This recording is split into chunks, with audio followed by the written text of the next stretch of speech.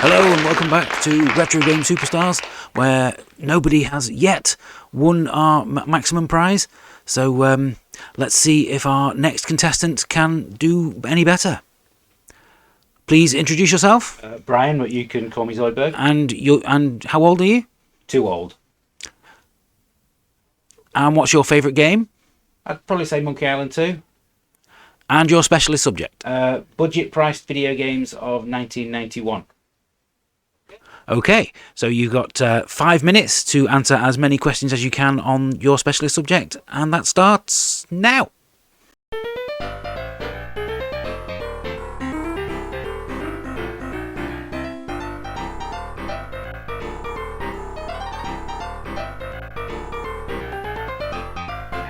Hello everyone, welcome to the Re-Review, the series where I get to replay and reassess games from my favourite gaming era.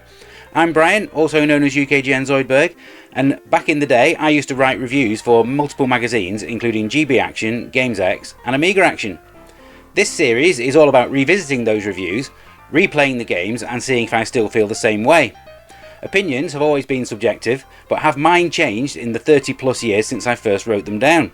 In this episode, I'm putting on my Quizmaster's hat and asking whether or not my review of 1991's arcade trivia quiz from Zeppelin Games is still accurate all these years later.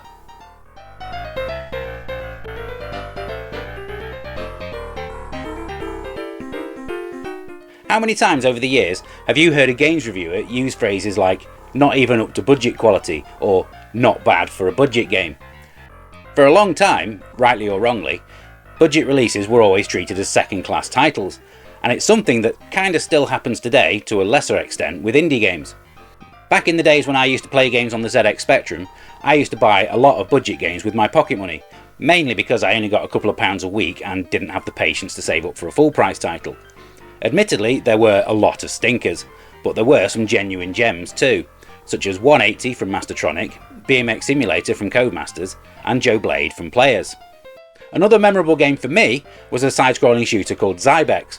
While no R-Type, admittedly, I found it to be a very enjoyable game and one that put a lot more high-profile titles to shame. It was also a significant release, being the first game to ever come out from another budget publisher called Zeppelin Games.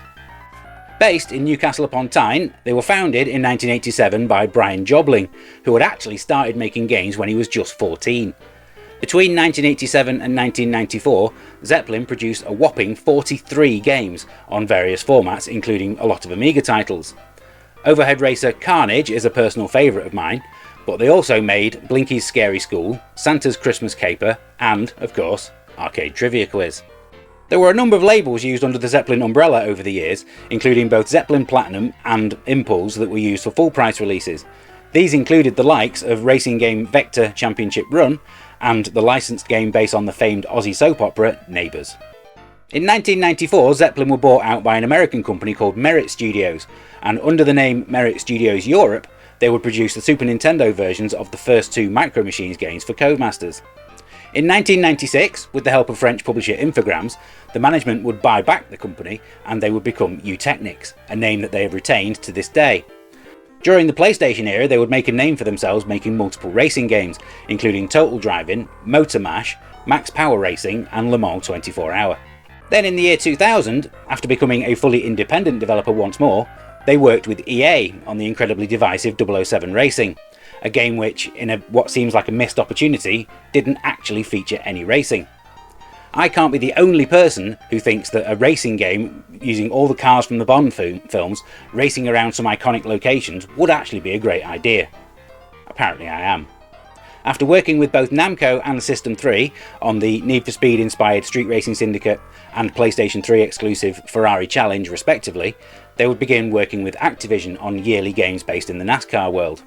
During this time they would also make what is probably their most well-known game, for all the wrong reasons. If you're unlucky enough to have played Ride to Hell Retribution, then you'll know just how bad it is. It's a game that currently sits on Metacritic at an incredibly low 19 on Xbox 360 and just 13 on PlayStation 3. Now though, let's take a look back at the summer of 1991 and see what I thought about Arcade Trivia Quiz in my original review.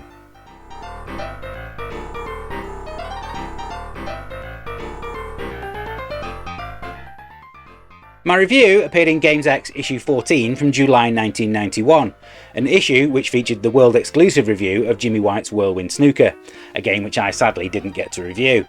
It was awarded the full 5 X's out of 5 and it was our game of the week. Other Amiga games covered in the issue were Castles, Captain Planet and California Games 2, the latter of which I have already covered on the re-review.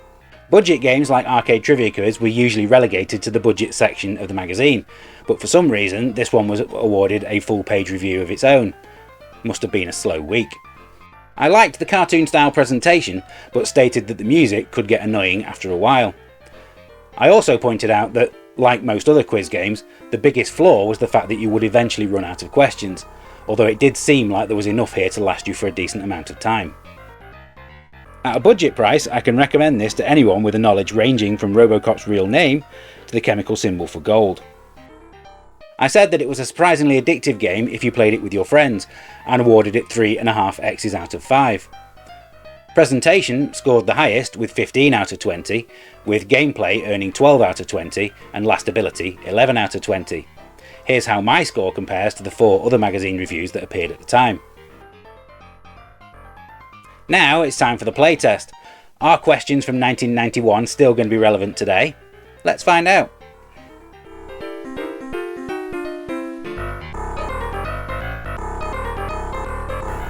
Now this was a budget game aimed at kids, released in 1991. So I don't know what level of questions we're likely to get, or whether or not any of these questions are going to be out of date. But let's have a quick one-player game and find out, shall we? If you get one wrong, you're out. Right, okay. What was the name of Michael Knight's car? That was Kit, obviously. Film and TV. Who plays B.L. Stryker? Burt Reynolds? Yeah. Yes, it was. Oh no, a sport question. Which sport is it illegal not to play? I don't know. Incorrect. Oh.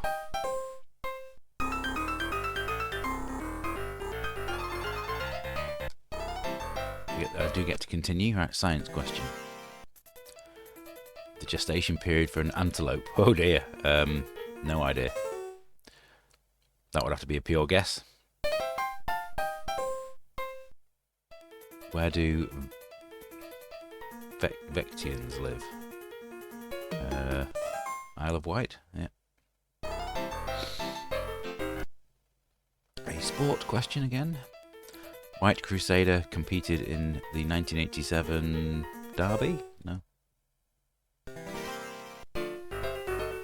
I seem to be out of cash. Game over. Where was Rodin's The Kiss? No idea. Player 2. Which is not an ABBA song. Who cares?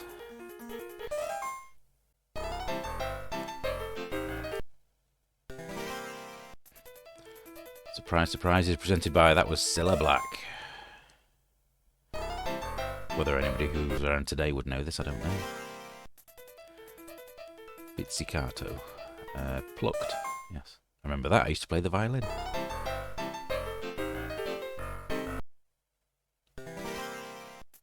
Who was Flann O'Brien's third policeman? No idea. Oh, that was a pure guess. I guessed Fox and was correct. So, music question. The Eurythmics originated from... I don't know. I'm going to guess the Tourists. And I was correct. What colour is Mr. Spock's blood? No idea. I think I might have to hand in my my nerd card for that one. It's called Jimbo. That was Jimmy Connors. He's the only one that was called James out of those. Or Jimmy.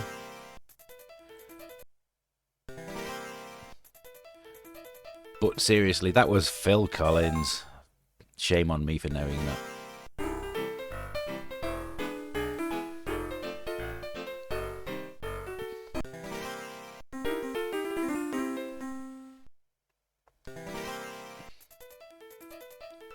Mr. Van visited a fancy dress shop.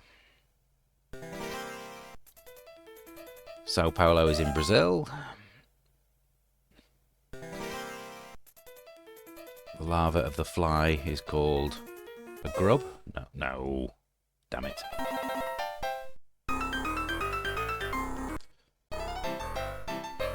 So does this multiplayer game just keep going until two people have run out of money? Acid rain.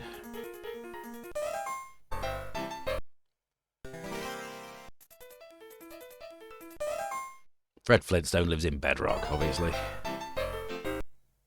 The Barbara of Seville. That was more of a highbrow music question that I got correct. Cheers is in Boston. Everyone should know that.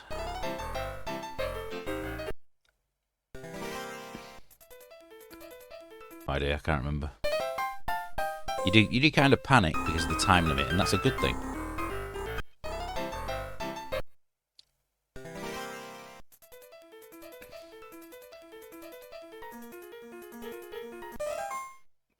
There were 4 people on the moon landings.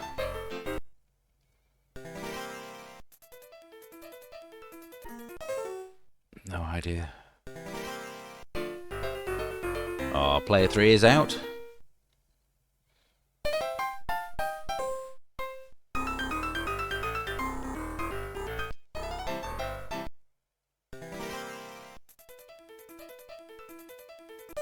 Nottingham is on the Trent. Yes. Music question. The polka originated in Russia? No. And player 2 is out of cash. Today's player 1 wins. Okay, I actually don't think we need to see any more of that on this playtest. That's pretty entertaining, to be honest, as long as you've got some friends to play against. The questions don't seem to be that out of date, so let's get on and summarise that in the re-review.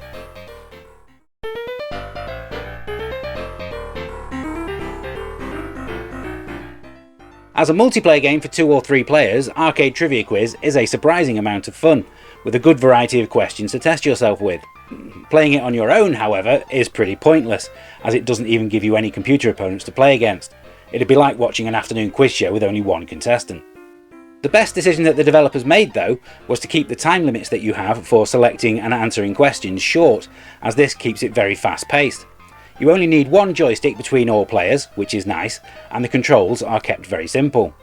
The presentation is clear and well laid out, and I particularly like the characters' expressions when they're doing badly. It's a shame that there weren't more characters to choose from, but that's probably a symptom of it being a budget game. The music, though, starts off okay, but does begin to really grate. I'll have to apologise to all viewers for using it in the background of this video. Sadly, beyond the 1, 2 or 3 player options, there are no other ways to play it. A few more options would have definitely extended the game's lifespan. I also had my concerns going in that a number of the questions would have aged badly. Fortunately, that doesn't seem to be the case. There's a surprisingly large amount of quiz games on the Amiga, and Arcade Trivia Quiz I would say is one of the best. Here's how I'd rank it against all the others in the Casual Quiz Super League. Ultimately, Arcade Trivia Quiz would be a great game to load up at parties, but little else. It's well presented and has a lot of questions, but it doesn't offer anything for the solo player. For that reason, the score that I would give it today would be either 5 or 6 out of 10.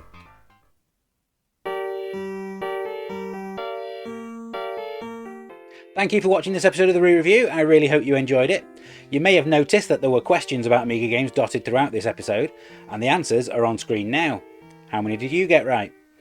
We've put a playlist of all previous episodes in this series right here on the channel if you've missed any, and why not check out the Retro Game Super Leagues playlist while you're at it. If you enjoy what we do, then please do consider giving us a like and subscribe to show your support. If you have any memories of playing Arcade Trivia Quiz yourself, please pop them in the comments. I'd love to read what you have to say. All opinions expressed in this video are entirely mine and not those of the UK Gaming Network team. We'll have another episode coming up in 2 weeks' time, looking at Orc from Psygnosis, so hopefully I'll see you then. Until then, happy retro gaming, bye for now.